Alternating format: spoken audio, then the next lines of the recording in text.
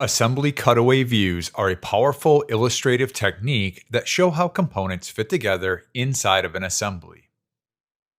Start by defining the cutaway in the Assembly Studio using the Section View feature. Selecting parts to exclude from the cut is a nice way to show the reduction mechanism internal to this gearbox. Next, create a named view to save this orientation. Named views not only capture the orientation and zoom level of your model, but also remember the status of the section view feature.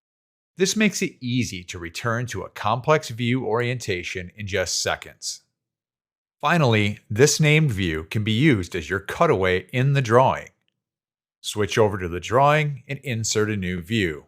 Under the View Orientation dropdown, select the named view created in the previous step. Then place the view on your sheet. Dimensions or annotations can of course be added. You can also show this as a shaded view for additional clarity. Thanks for watching and stay tuned every Tuesday for more Onshape tech tips.